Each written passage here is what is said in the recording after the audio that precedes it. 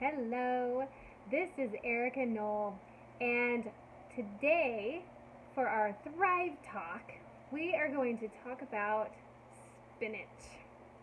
Is spinach really that good for you? Well, everybody knows, hey, spinach is healthy, but is it really? Like some people have said that there are warnings with spinach that some people shouldn't eat spinach. So there's a little bit of confusion over that. We're going to talk about that today. So let's first talk about the family that spinach is in. So spinach is in the leafy green family, and that's part of our vegetable family. So I have some books here that I'm using. I'm using Eat to Live by Joel Fuhrman, Dr. Joel Fuhrman, and he actually talks about how vegetables should be the base of our food pyramid, not carbs. Now, a lot of people are trying to stay away from the grains and the carbs and the gluten and all of those things.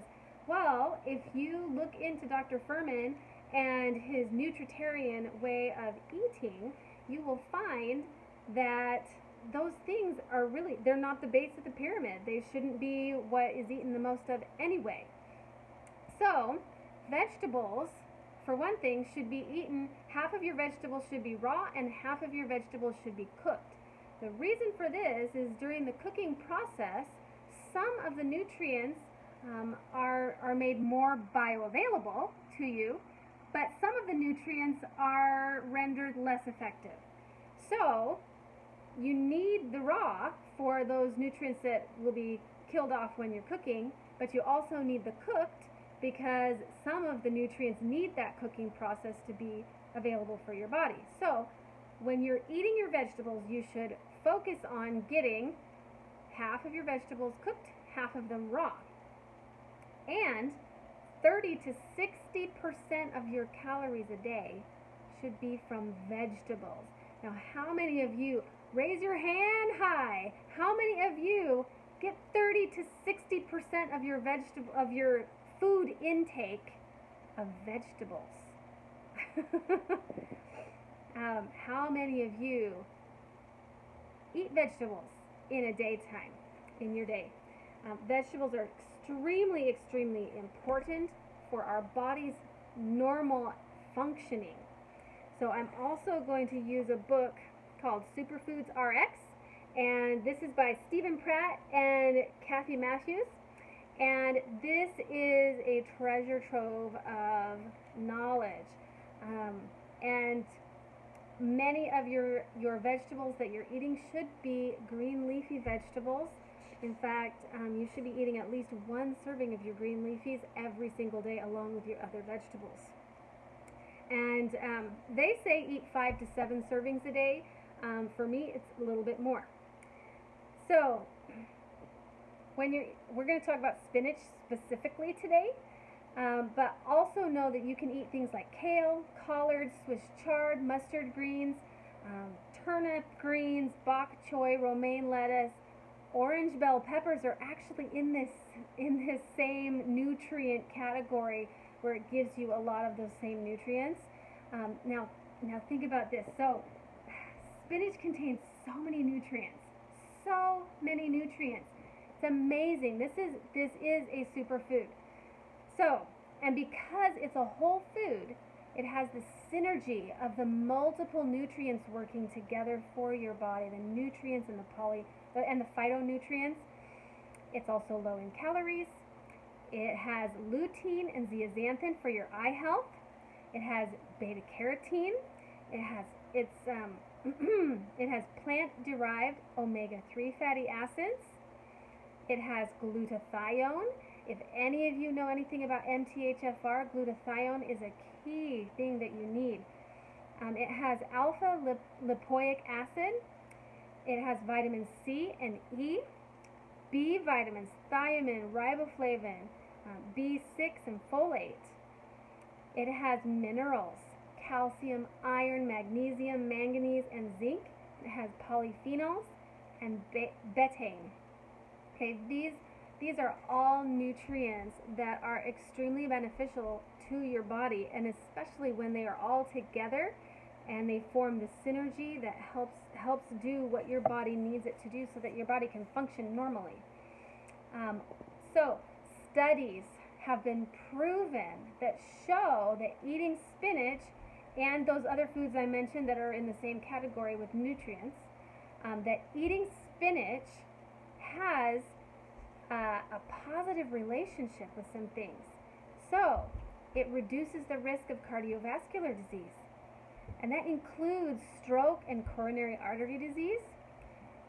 It reduces the risk of cancers, a lot of different cancers: colon, lung, skin, oral cancer, stomach cancer, ovarian, prostate, breast cancer. That's a lot of cancers that spinach can help reduce the risk of. Also, age-related macular degeneration and cataracts. Those are your eyes. Eyes are so important. And so spinach can do so many things. So what do you do with spinach? So look at this. I've got a plate of spinach. Now this is 3.5 ounces or 100 grams of spinach. Now I would take about half of this, and I would use that in a smoothie. So I have a KitchenAid, not a KitchenAid, I can't remember the name of my blender. I'll come back with it later. Anyway, so I have this wonderful blender that makes smoothies so smooth. And I put the handful of spinach in first. In fact, in my house, for my kids, my rule is every smoothie has to have a handful of spinach. My kids have learned that if they don't want a green colored smoothie, that they need to use dark berries in their smoothie, and then they'll have a purple smoothie. So a handful of spinach. Now I actually prefer using baby spinach for my smoothies. It has a little milder flavor. But even if you're just going to do just spinach and no other vegetables in your smoothie, and I do a lot of different vegetables in my smoothies, but even if you're just going to do spinach, and then all the rest is added in the fruits, and I never ever put dairy in my smoothies. Dairy has a detrimental effect in a lot of different ways. So my smoothies are water-based or juice-based, healthy juices, and then fruits. I do some frozen fruit, some fresh fruit, and I have my spinach. And a long time ago, I discovered that when I was putting the spinach in my smoothies, it just helped me have this boost of energy. And I didn't realize at the time that I had something called MTHFR, and I needed that folate from the spinach, and it really gave me what I needed. It helped boost me up. So if you don't even know about that, if spinach gives you a boost, fabulous. If you don't notice anything, that's okay. It's still doing good things for you. So this plate of spinach, I'm going to tell you what it contains. So it contains 23 calories, it's 91% water. It contains 2.9 grams of protein, 3.6 grams of carbs, 0.4 grams of sugar, and 2.2 grams of fiber, and then 0.4 grams of fat. Now, just so that you're clear on this, the carbs in this are not the same kind of carbs that you get when you're eating white bread or white rice. It's not the same kind of carbs. So these carbs are full of fiber, and that fiber helps this go through your body. It adds bulk to your stool, and it helps things move along. It does not do the same thing as the carbs from white bread, white rice that clog your system up. So just know there's a difference in carbs, especially when you're talking about vegetable and fruit carbs from the grain carbs. And the vitamins in this are just amazing what they do. And so there are so many things, and I would really encourage you to get these two books. So the Superfoods RX and also Eat to Live. And these books are so full of information that you can use to help better your diet. Now, the spinach is super easy to use. It's easy to grow, and I would highly recommend that you go organic. If If you can grow it in your own garden, that's even better. I love growing it in my garden. Where I live in California, it's so hot in the summer. I cannot grow it in the summer, but I can grow it in the spring and I can grow it in the fall, and it's so tender and delicious. There is nothing to compare to it. Even the organic at the store does not compare to what I can grow in my own garden with my own compost and just giving my garden what it needs to be healthy, and then it gives back to me fabulous tasting food.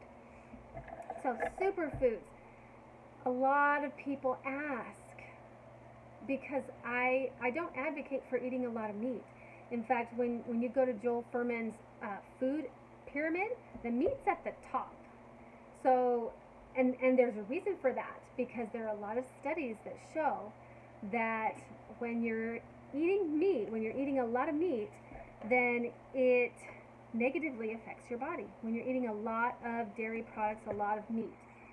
And there's a difference between the protein in fruits and vegetables and the proteins in meats, but you actually don't need the proteins from meats. You can survive on the proteins from vegetables. Now, do I advocate completely vegan and never ever eat meat? Actually, I don't.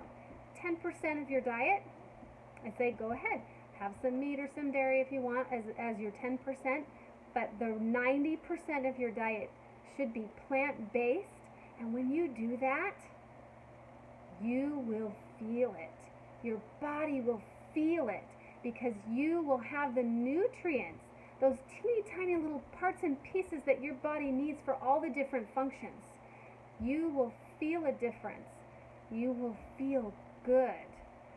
Now, when we first started eating this way, it was about, how long ago was it? About 10 years ago. When we started eating this way, my husband and I read this book, and we read a couple of other different books, and we started changing our diet. We started adding a salad to our meals, which we had never done before, honestly. And we started doing the smoothies with the vegetables in them, vegetables and fruits. And we started doing this, and we took out dairy completely, and we took out meat for the most part. So we actually only eat meat once or twice a week, and we found that is a good balance for us. If we're out and about, whatever, we never tell our kids you cannot have meat. But in our house, we only serve it once or twice a week, and we try to serve the most healthy meats. And actually, we never have pork. That's one of the most unhealthy meats that you could ever eat. I would not ever recommend that one. But go for the vegetables and have half of your servings raw, half of your servings cooked, and go for at least 7 servings a day, at least, of vegetables alone. Now, I'm not talking about fruits today, but vegetables. And have at least 1 or 2 of your servings be leafy greens, and emphasize the greens. The greens in the vegetables, they have the chlorophyll in there. They have so many good things that really boost your energy. They're antioxidants in there. They help clean out the oxidative stress in your body, and they support your immune system. They support your eye health. They support your blood, your whole circulatory system, your blood pressure, your heart. They support all of those things. So, as I was saying earlier, there are a couple warnings about spinach in particular.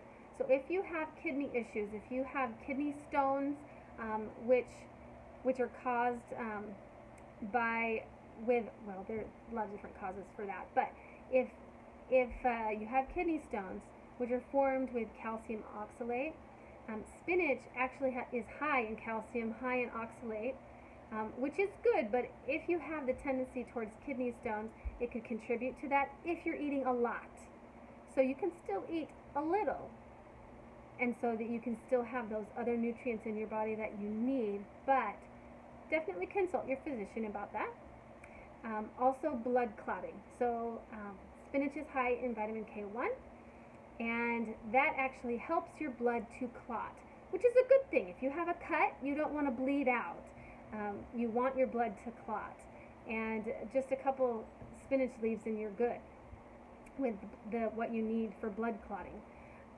But if you're on a blood thinner, such as Wayfarin, consult your physician about eating large amounts of spinach. I wouldn't recommend that you eat large amounts of spinach because that could interfere with that medication.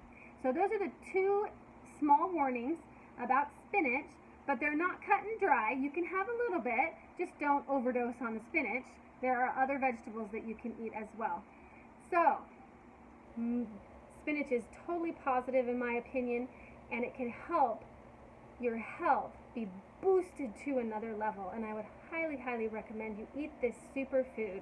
Happy eating, everyone.